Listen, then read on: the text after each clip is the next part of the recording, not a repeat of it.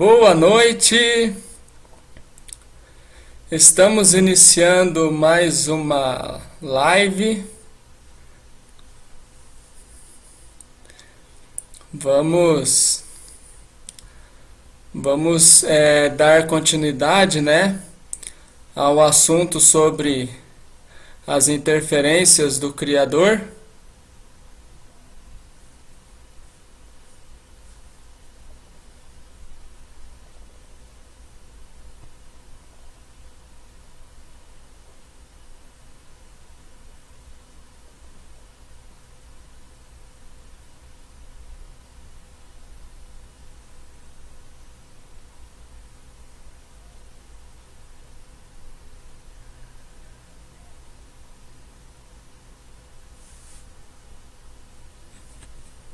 Boa noite, Silvia.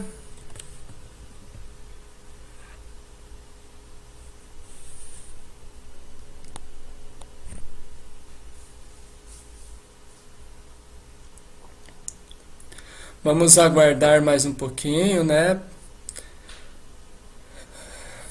Boa noite, Alex Moura.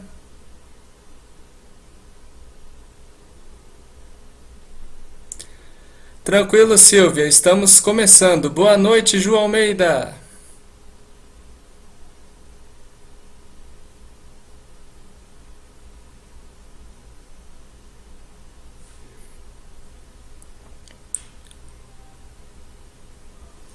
Bom, gente,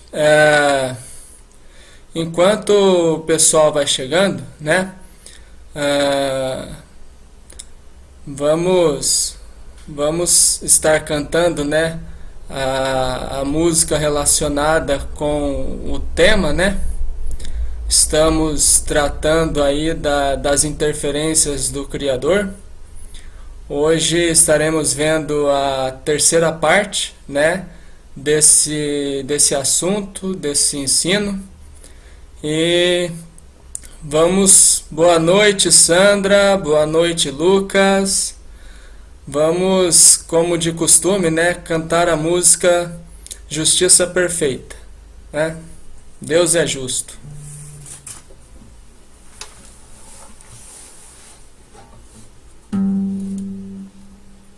Boa noite, Madison.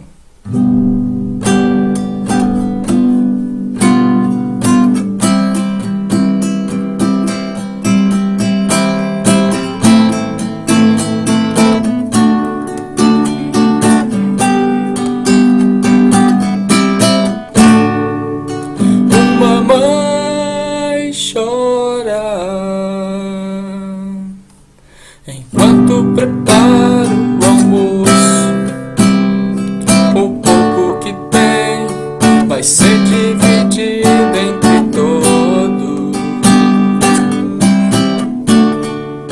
Uma criança sorri ao ver um filhote de elefante cair. Ela não tem o que comer,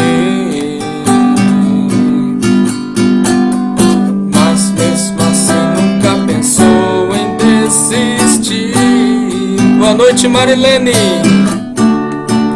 Deus é justo, Ele não interfere. Porque Ele é justo, não faz o que querem. Boa noite, Maria Silva. Deus é justo, Ele não interfere. Ele é justo, não faz o que querem.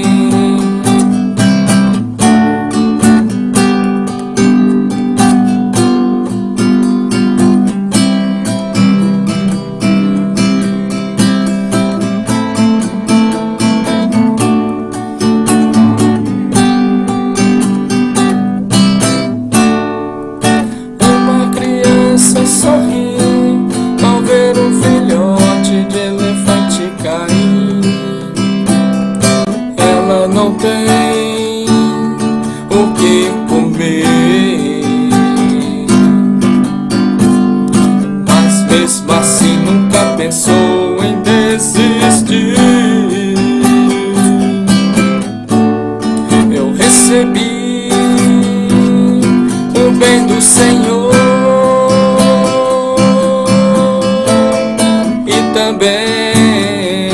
receberei o mal.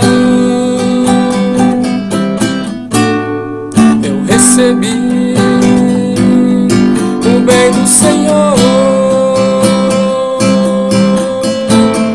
e também receberei o mal.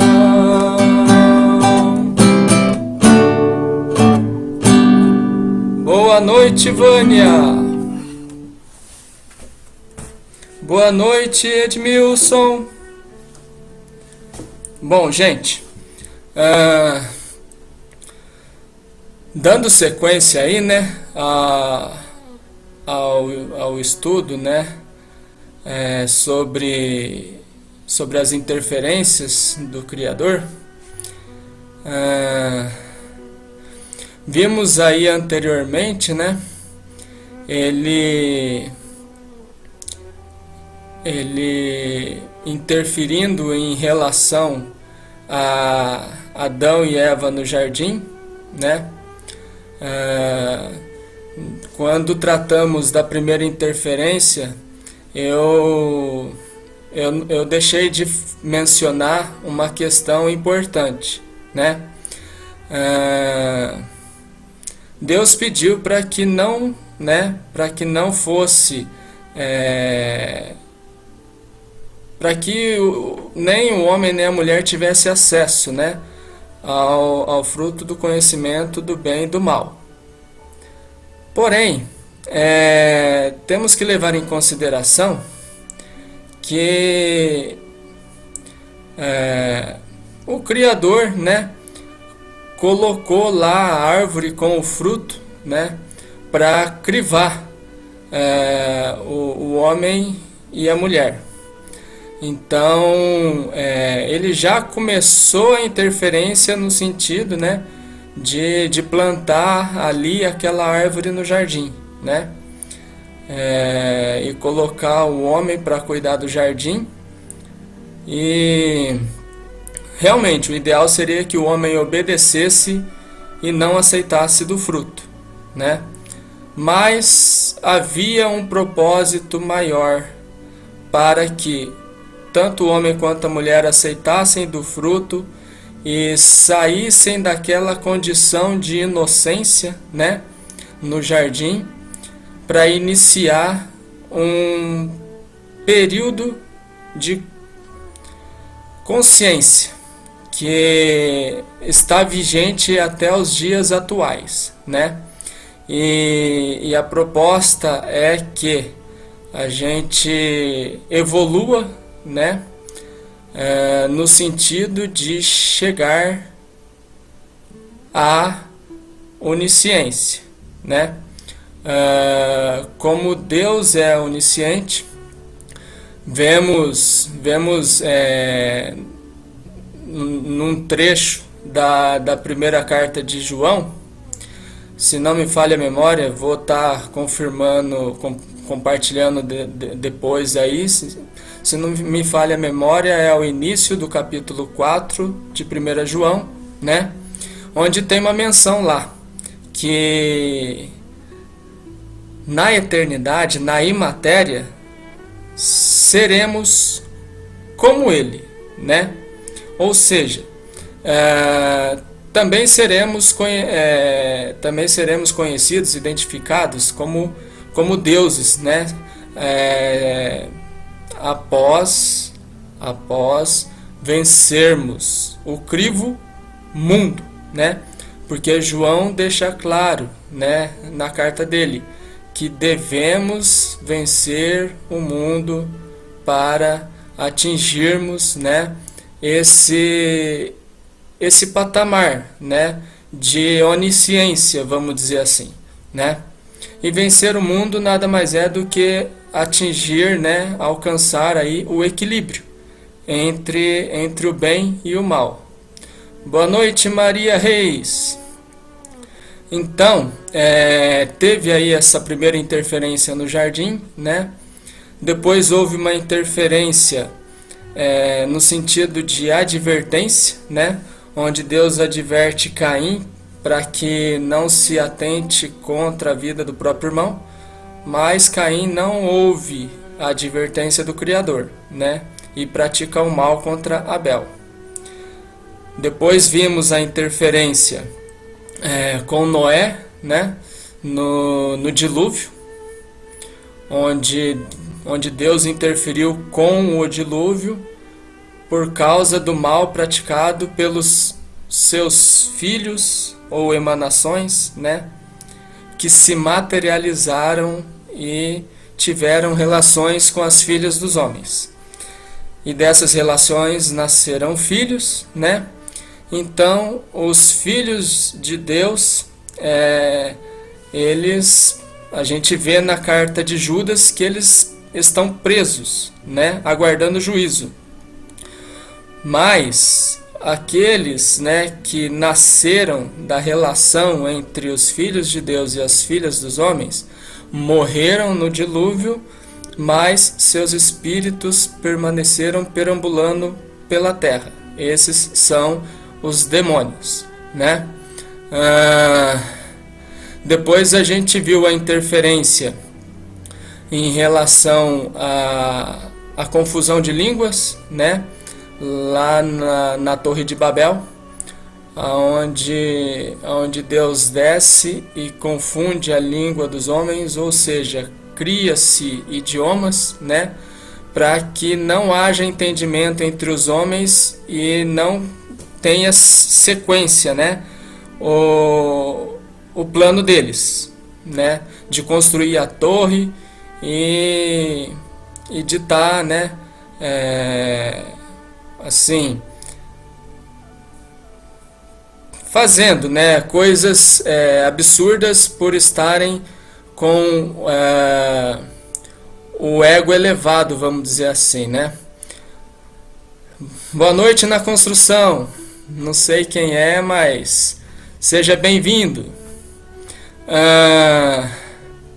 Aí, depois, né, dessa interferência, né, em relação à Torre de Babel, houve também a delta interferência, né, em relação a Abrão, Sara e Agar, né, onde a gente viu, né, boa noite Maria Helena, boa noite Reuel, onde a gente viu, né, que o Criador interferiu tanto na esterilidade de Sara, né? De modo que Agar pudesse conceber, né, e gerar Ismael, e depois a interferência no sentido de abrir o ventre de Sara, né, já com idade avançada, né, a fim de que ela gerasse Isaque, o filho da promessa, né. Então, vemos aí a dualidade, né, Isaque e Ismael, né, e na sequência a gente viu a interferência com relação aí a Sodoma e Gomorra, né, onde Deus resolve destruir essas duas cidades por causa da maldade, né, dos homens que habitavam nessa cidade. Vimos que Abraão interferiu, né, no sentido aí de interceder em favor do seu sobrinho Ló, né, e apenas Ló e as duas filhas escaparam da destruição, né? E a mulher de Ló, que não estava disposta a deixar para trás, né, tudo aquilo que ela possuía para poder salvar a sua própria vida, acabou olhando para trás e se tornando uma estátua de sal, né? Vimos ainda, né, a interferência do Criador em relação a José, né, no Egito. Ali a gente vê a interferência do Criador tanto no delta para baixo, né, quando José é vendido pelos próprios irmãos e permanece por um tempo preso no Egito, injustamente, né?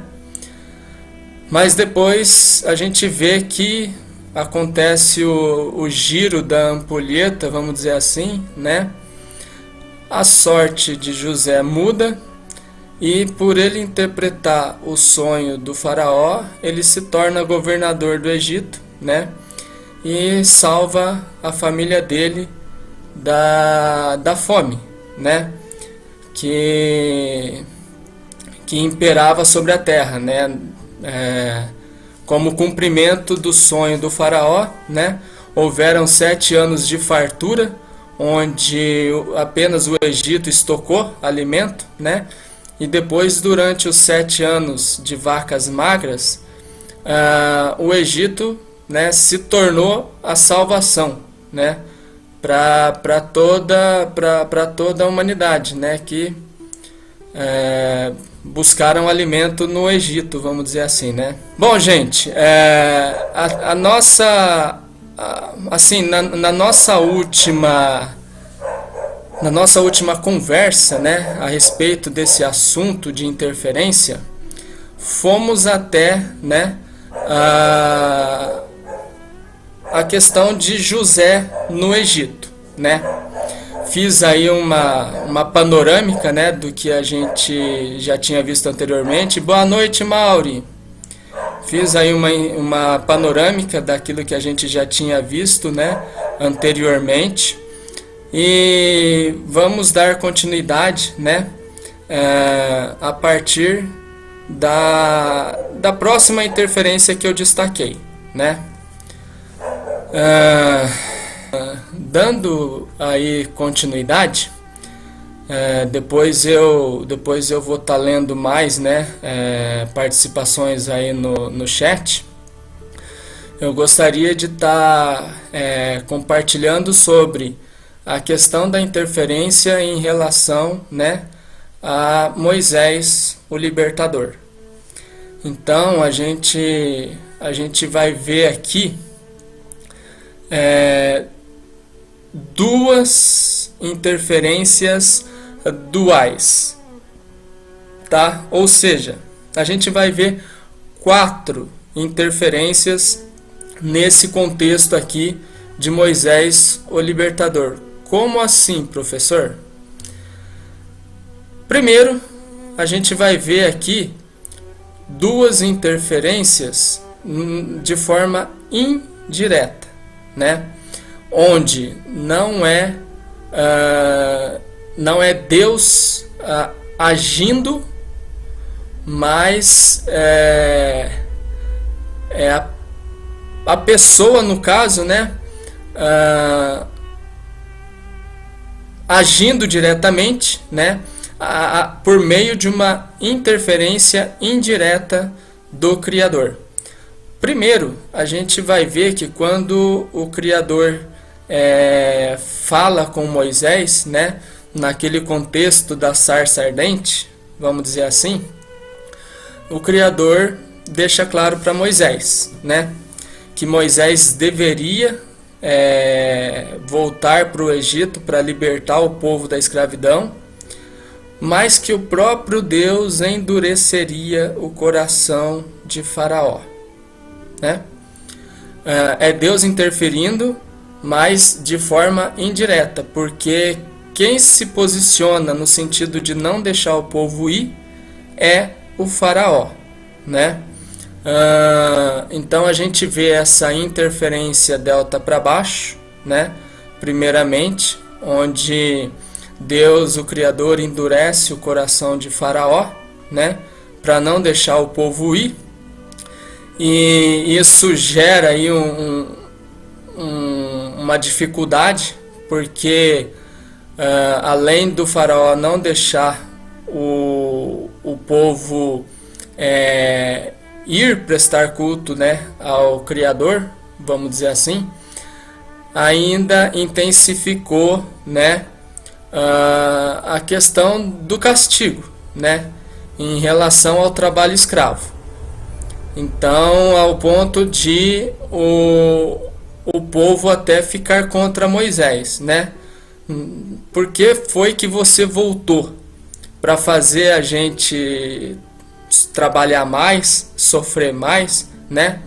Veio provocar a ira do faraó e é a gente que paga o pato por conta disso, né? Então, o povo ficou irado contra Moisés, né? Por conta dessa interferência indireta, delta para baixo, onde o Criador endurece o coração de Faraó. Mas,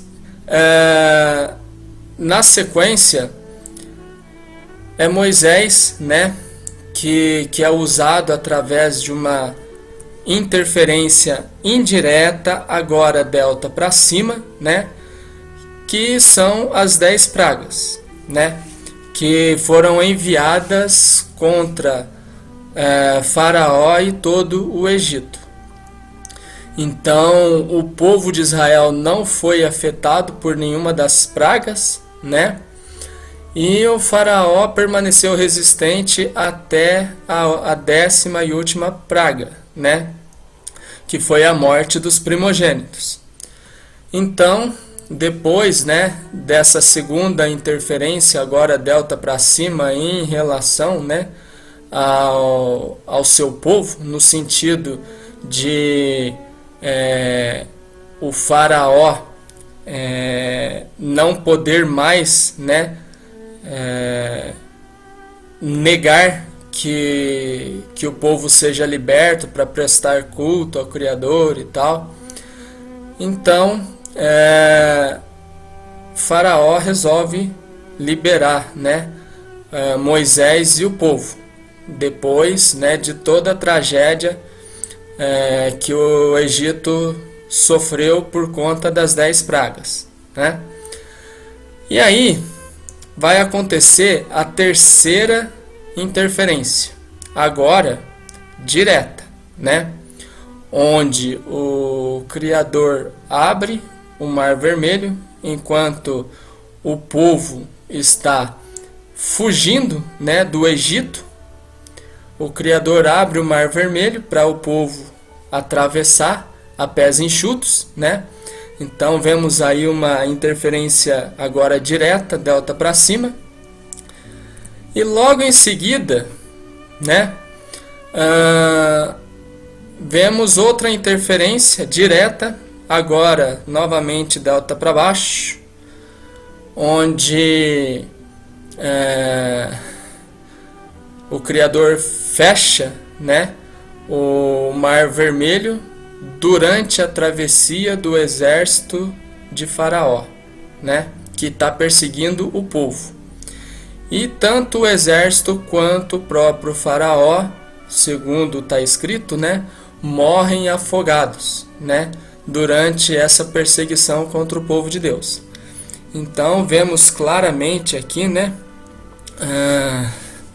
essas duas interferências, né, duas indiretas, né, delta para baixo, delta para cima, e na sequência duas diretas, também delta para baixo e delta para cima, né? No caso, delta para cima primeiramente, abrindo o mar para o povo atravessar, e depois delta para baixo, fechando o mar e afogando aí, né, o exército inimigo, né? O exército de Faraó. Então, vimos aí, né, essa interferência em relação à libertação do povo, né, da escravidão do Egito. Agora temos novamente o Criador interferindo através, né, através de Josué, né? No momento em que Josué está como substituto de Moisés, né, liderando o povo na conquista da Terra Prometida. E eu quero abrir um parêntese, né, nesse contexto aqui da interferência em relação aí a Josué, né? porque eu não sei quantos, né, que estão no chat tiveram oportunidade, né, de se atentar para essa questão, né? Mas num dos vídeos ensinos, né, do nosso professor Akio, eu me atentei assim para algo que ele falou, né, que me chamou muita atenção, e eu quero aproveitar esse momento onde o Criador interfere aqui, né, através de Josué, para destacar algo que foi mencionado, né, num dos ensinos aí do professor Akio, né, que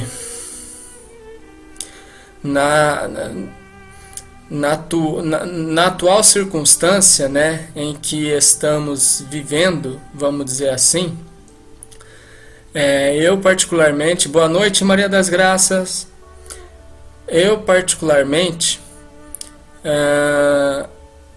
percebo, né, que está acontecendo com o professor Akio o mesmo que aconteceu com Josué, né, quando ele foi escolhido para substituir Moisés. Não sei quantos se atentaram, né, para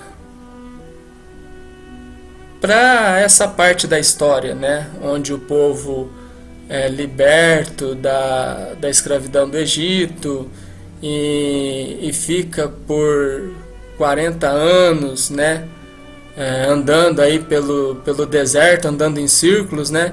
Boa noite, Rose. Boa noite, Socorro. Então, esse período que o povo permanece por 40 anos, né, no deserto, andando em círculo,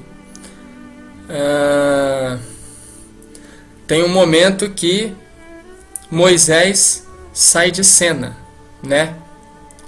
E Josué é escolhido para ser substituto de Moisés. Contudo, nem todos do povo reconhecem Josué como líder, né? Por quê? Porque consideram, né, nessa ocasião aí, né, do período que eles atravessavam o deserto, vamos dizer assim, alguns outros líderes de outras tribos começam a conspirar contra Josué, porque esses outros líderes que queriam liderar o povo, vamos dizer assim, né? E um dos principais que se levanta contra Josué é Acã, né? E Acã convence parte dos líderes a apoiá-lo contra Josué, né? E assim, são muito poucos, né, que ficam a favor de Josué. Josué, ele só começa a ser reconhecido como líder do povo no lugar de Moisés a partir do momento que acontece a interferência que eu vou compartilhar agora, né? Que é o momento onde o povo precisa atravessar o Rio Jordão para conquistar a Terra Prometida, né? Ou para iniciar a conquista da Terra Prometida. E o Criador interfere, no sentido de, através de Josué, fazer também o Rio Jordão se abrir, né? E o povo atravessar o Rio Jordão a pés enxutos, da mesma forma que atravessaram o Mar Vermelho. Só então a maioria do povo começa a reconhecer que o Criador de fato, né, está com Josué, e que de fato Josué é o escolhido, né, para substituir Moisés. Então foi necessária essa interferência. E quando, né, o professor fala sobre a volta da interferência do Criador, isso porque vemos, né, em Apocalipse que o Criador voltará a interferir, né? Nessa interferência a gente vai perceber que muitos dos falsos líderes vão acabar abandonando o povo, né? E aqueles que estão buscando e vivendo, né, a prática aí da verdade, do amor, vão ter que dar assistência, né, a esse povo que vão ficar se sentindo como ovelhas sem pastor, né, no início da grande tribulação. Então, só quando começar a grande tribulação vai ter um grupo maior de pessoas reconhecendo que tudo aquilo que estamos, né, tendo acesso hoje é a verdade, né? Deveria ser assim, vamos dizer, acatado, né? Com carinho, né? E muitos daqueles que têm chegado, vamos dizer assim, né, na filosofia X, e quando chegam com pedras na mão, né, atacando através lá do chat principalmente, mas aqueles que ouvem, né, a orientação de se dar uma chance, de permanecer por 30 dias e coisa e tal, a maioria acaba percebendo, né, que aquilo que é ensinado, apesar, né, de ir contra tudo aquilo que aprendemos, tem coerência, né, faz sentido, faz a gente questionar tudo aquilo que a gente aprendeu, né, durante o período que fazíamos parte do sistema congregacional, do sistema denominacional, né, vamos dizer assim, congregacional não, né, denominacional. Vão perceber, né, que muito do que aprenderam lá não procede com aquilo que a Bíblia de fato, né, nos ensina, vamos dizer assim. Então, eu senti, né, que devia abrir esse parêntese durante essa interferência do Criador, através de Josué, né, fazendo com que também o Rio Jordão se abrisse para o povo atravessar. Boa noite, Nalva! Para o povo atravessar e iniciar, né, a conquista da Terra Prometida. Então a gente vê hoje acontecendo algo similar, né, no sentido de não perceberem, né, que o Criador tem usado, né, grandemente a vida aí do professor Akio para compartilhar conosco, né, a verdade coerente, nos nos preparando, né, para aquilo que virá, vamos dizer assim. Mas quando vier a grande tribulação, vão reconhecer, né? Vão reconhecer que ele de fato foi levantado para guiar o povo. Ainda existem muitas outras interferências, né, que serão tratadas posteriormente. Apenas eu gostaria de destacar na live de hoje mais uma interferência, né, que eu estou tratando aqui como a maior e definitiva interferência direta do Criador, né, que é o momento, né, em que o próprio Criador, se esvaziando de sua divindade, e a gente vai desenvolver melhor esse assunto, né, porque existe aí uma certa polêmica, né, em relação a essa passagem de Filipenses capítulo 2, do verso 5 ao verso 8, mas eu enxergo claramente e por eu enxergar dessa forma, eu vejo total coerência, né, no sentido de o Criador ter se esvaziado plenamente da divindade, sim, né, tornando-se apenas 100% homem, né? Mas professor, o que Jesus fazia, nenhum homem é capaz de fazer, quer dizer, nenhum homem era capaz de fazer antes, né? Porque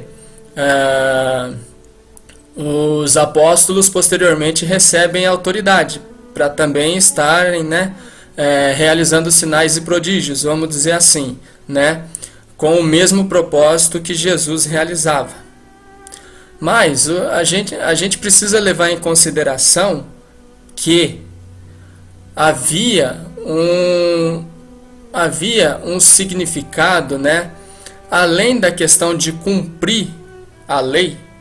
Além da questão de cumprir a lei, temos que levar em consideração, né, que quando Jesus é batizado, ali acontece mais do que cumprimento da lei, né? Porque somente após aquele momento que ele é batizado e recebe o Espírito, né, que desce como pomba sobre ele, né? Somente após ele ter sido batizado e ter recebido o Espírito é que ele inicia o ministério dele, né? Então, antes disso, você não vê relato nenhum dele curando, dele expulsando o demônio, dele ressuscitando mortos. Tudo ocorre após o batismo, após ele ter sido cheio do Espírito, né? Ali no ato do batismo. Então, o Criador vive entre nós apenas sendo homem, né? É o Criador tornando-se a imagem e semelhança da criatura para poder salvar essa criatura. Porque se eu admitir que ele era 100% homem e 100% Deus, então como que eu poderia ser imitador dele, né? Considerando que ele também era 100% Deus. Em momento algum ele deixou de ser o Criador. Mas eu enxergo claramente que esse esvaziamento, né, de Filipenses 2, 5 a 8, é no sentido de ele, por um determinado período, ter deixado de ser Criador para tornar-se criatura, 100% criatura, né? E, e o que temos que levar em consideração, né, é que para sermos testemunhas, né, como ele disse lá em Atos, né, quando ele está sendo antes, né, dele ser assunto ao céu, quando ele orienta, né, os seus discípulos a serem testemunhas tanto em Jerusalém quanto em Judéia, Samaria e até os confins da terra. Ele disse, né, que os discípulos não ficariam órfãos, vamos dizer assim, né? A gente vê lá que ele enviaria outro Consolador, mas a gente entende tanto por Mateus 28:20 quanto, né, por uma outra passagem de João mesmo, que ele mesmo voltaria através do Espírito Santo, né? Não mais como filho do homem, né? Não mais como o Criador que se fez criatura, mas ele voltaria como Espírito, e porque a gente entende, né, como sendo o Espírito Santo, vamos dizer assim, né? Nesse momento, ele faz morada em nós, tendo ciência tanto da natureza divina, que é a sua essência, quanto da natureza humana, né, que foi a forma que ele assumiu durante o período, né, que ele esteve em carne conosco, vamos dizer assim, né? Então, o Espírito que hoje habita em nós, ele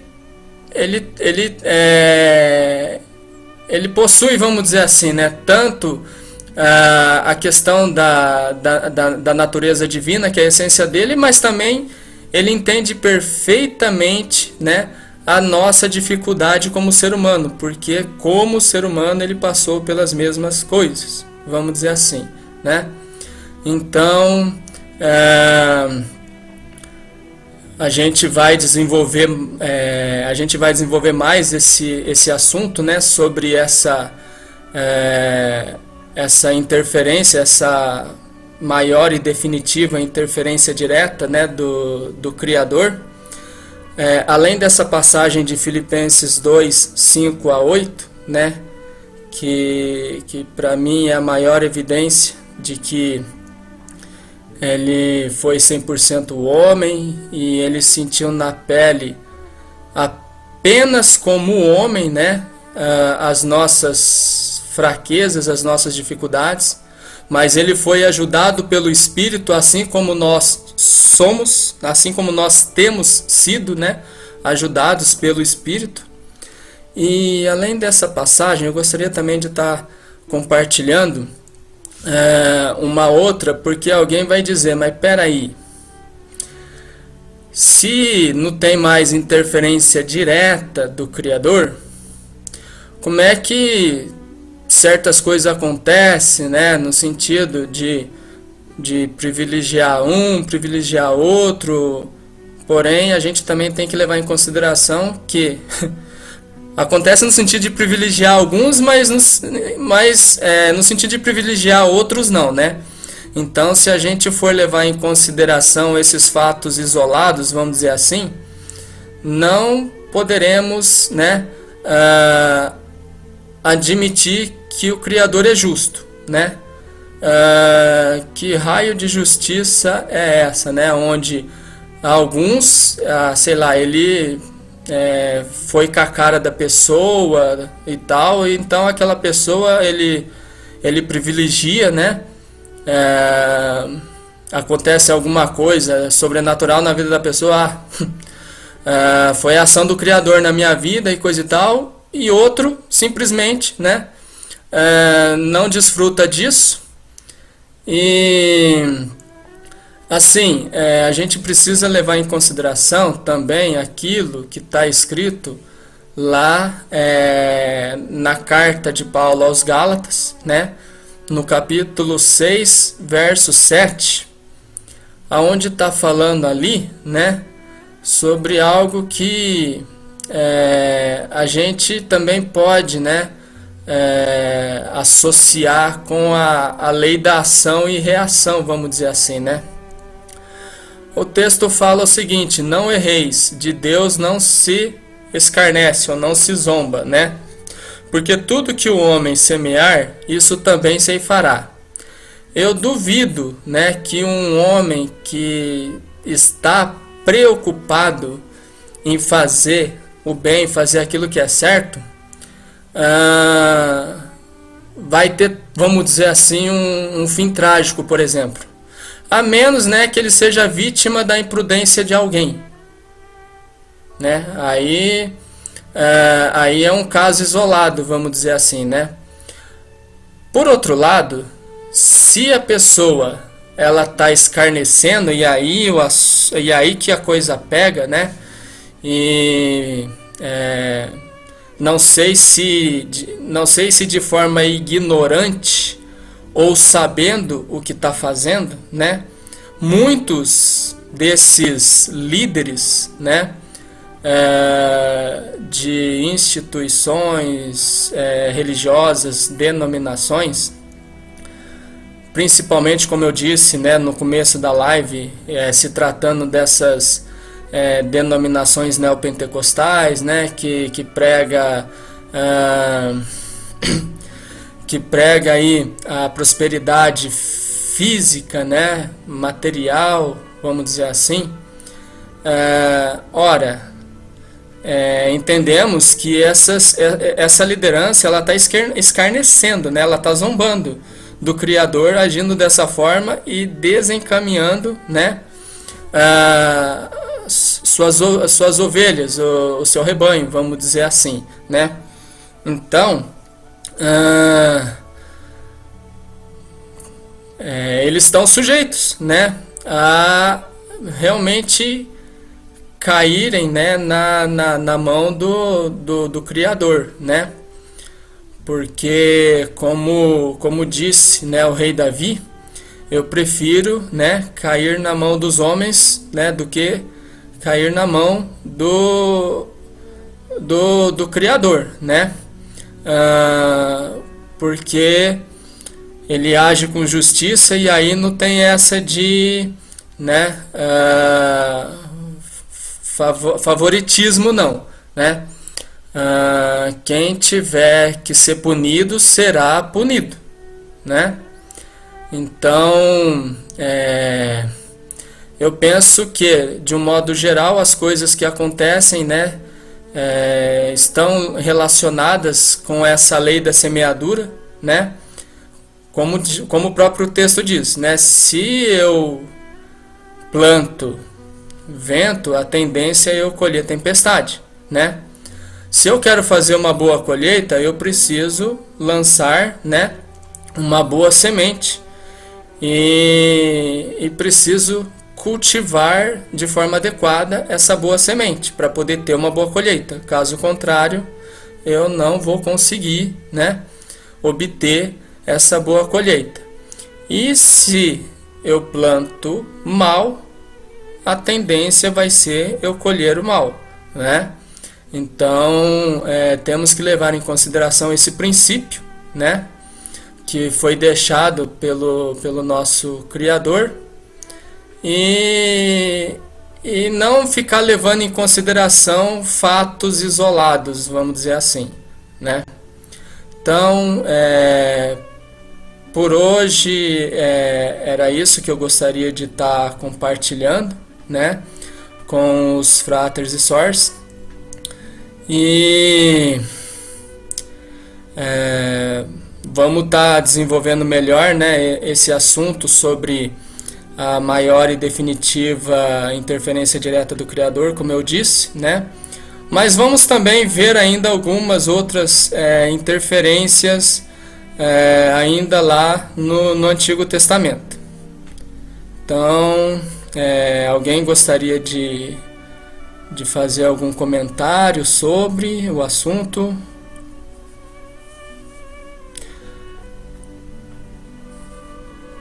Bom, o Edmilson está perguntando aqui, né?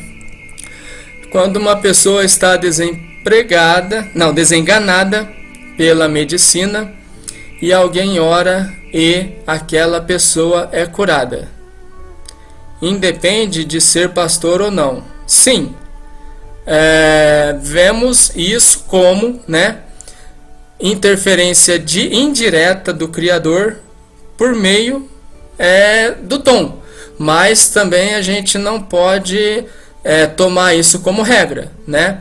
Porque pode acontecer da pessoa se recuperar, como também pode não acontecer, né?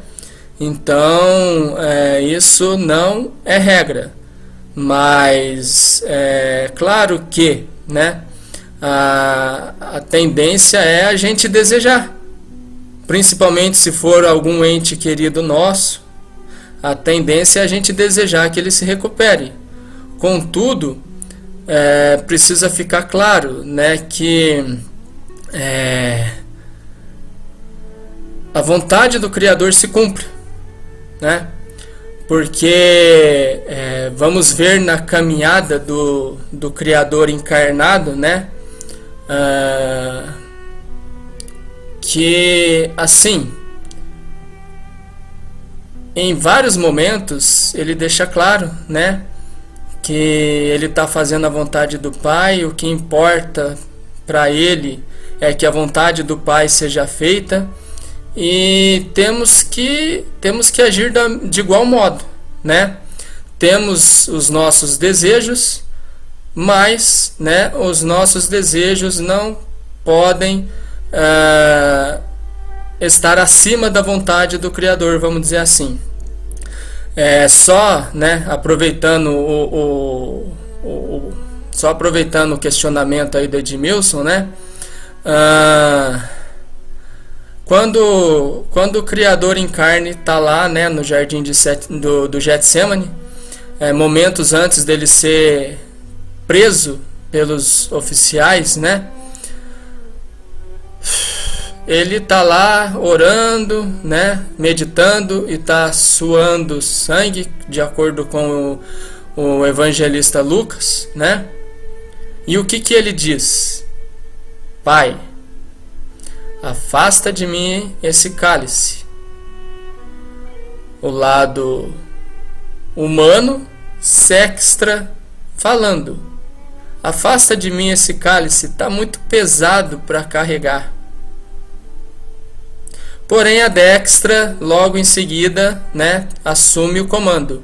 Contudo, seja feita a tua vontade e não a minha, né? Então, é possível sim que aconteça coisas, né, sobrenaturais por meio de interferência indireta através dos dons, né? Contudo, a vontade do Criador tem que prevalecer, independente da circunstância. Bom, a Marilene aqui está perguntando, então no Salmo 37, a prosperidade dos perversos não é interferência de Deus, é a colheita de que forma? Salmo 37, bom, eu acredito que deve estar havendo aí um equívoco, né? Porque até eu quero aproveitar, né, esse questionamento da Marilene. Se eu deixar de responder alguém, né, eu vou estar anotando os questionamentos depois, né?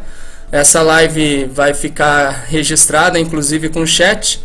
E eu vou estar, se eu deixar de responder alguém, vou estar respondendo aí na próxima live, tá? Eu achei interessante esse questionamento da Marilene, e eu quero até aproveitar para fazer um trocadilho, né? a gente vai tratar do Salmo 37 e na sequência a gente vai tratar do Salmo 73 de uma forma assim mais superficial, né?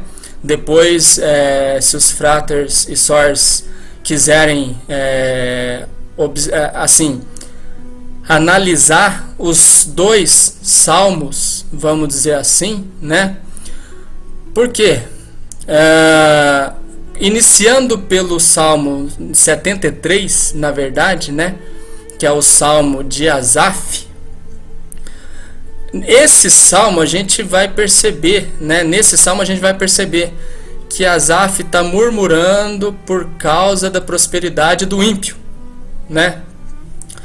Tudo bem que é feita uma breve menção, né, da prosperidade do ímpio lá no Salmo 37 também, né? Mas eu quero enfatizar o Salmo 73 em relação à prosperidade e o Salmo 37 em relação à consequência, né, desses ímpios, né, que estão apenas preocupados com a prosperidade física material, né? Então, lá no Salmo 73, que é o Salmo de Asaf, o Asaf questiona, né, com relação à questão do ímpio prosperar e coisa e tal. E a gente sente, né, que Asaf meio que, tipo assim, tá fazendo uma comparação entre a situação dele e a situação do ímpio, né? E assim, dá a entender que Asaf acha injusto, né, aquilo, por exemplo, que está acontecendo na vida dele e aquilo que está acontecendo na vida do ímpio, vamos dizer assim, né? Mas aí o Criador adverte Asaf, né? Em relação a essa questão, para Asaf não ficar, né, com o foco na prosperidade física, vamos dizer assim, né? Mas que ele deve almejar a prosperidade espiritual, a prosperidade do alto, vamos dizer assim, né? Então, eu achei importante, né, fazer menção desse contexto, né, já que a gente está falando de prosperidade do ímpio, do perverso. Agora, lá no Salmo 37, né, que é o salmo proposto aí pela Sor Marilene, se a gente for ler do verso 1 até o verso 20, a gente vai ver claramente, né, aquilo que temos aprendido e o sistema não ensina, né? Onde, se a gente for ver principalmente do versículo 10 até o versículo 20, fica claro ali que ao ímpio, ao perverso, né, que foca na prosperidade física, material, o fim dele é a inexistência, né? Esse Salmo 37 deixa claro que não haverá esse contexto de inferno eterno e a pessoa sendo atormentada eternamente. Vejam lá o Salmo 37, né? Ali está a evidência de que o inferno eterno é mentira, né? Então, ali a gente vê a consequência, né, do perverso. Porque por melhor que seja a vida dele nesse domo, nesse período de crivo, né, vamos dizer assim, se ele permanecer focado apenas na prosperidade material, ele não terá possibilidade de existir na eternidade, né? E nem terá oportunidade de segunda chance, que temos aprendido, né, que é a rehologramação, né? quem é que terá, vamos dizer assim, né, uma segunda chance? Se no final da matemática, né, da sua vida, vamos dizer assim, não atingir a pontuação necessária para ser salvo, né? Ou seja, se ele,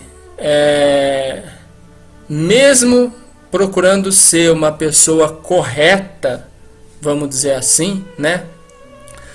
Se ele não conseguir vencer o mundo, como está escrito lá em 1 João, se ele não conseguir vencer o mundo, ele vai ter que passar por um período de recuperação, por um período de recrivo, né? Onde a consciência dela, né, vai reviver todos os erros praticados em vida e coisa e tal, e aí haverá uma segunda chance de arrependimento, vamos dizer assim, né? Os que vão, né, ser submetidos a essa segunda chance, vamos dizer assim, a gente vê claramente lá no capítulo 23 de Mateus, né? São esses religiosos alienados, né, que são enganados pela liderança, né, religiosa corrupta. E Jesus deixa claro ali no capítulo 23, né, que esses religiosos corruptos, né, eles estão indo para o inferno e estão levando com eles, né, aquelas pessoas que são iludidas por eles, vamos dizer assim, né? Esse contexto de inferno não é o estágio final, não é o lago de fogo inexistência, né? Esse inferno é o estágio de tormento, de segunda chance, recuperação, rehologramação. E só haverá essa segunda chance para essa categoria, né, que tem sido enganada pela liderança religiosa, como temos aprendido na própria Bíblia, no capítulo 23 de Mateus.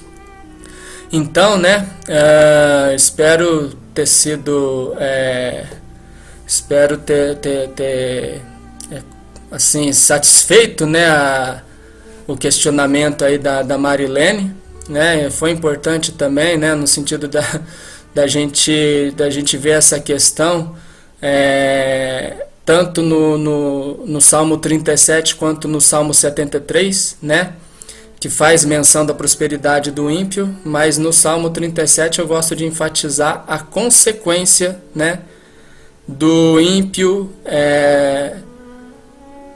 colocar a sua total dependência na sua prosperidade física material, né? Bom, gente, então é isso. Se teve alguém que eu... Boa noite, Célio. Se teve alguém aí que eu não atendi, passou batido, eu vou estar olhando com calma, né? E vou estar respondendo aí na próxima live. Um forte abraço a todos. Shalom.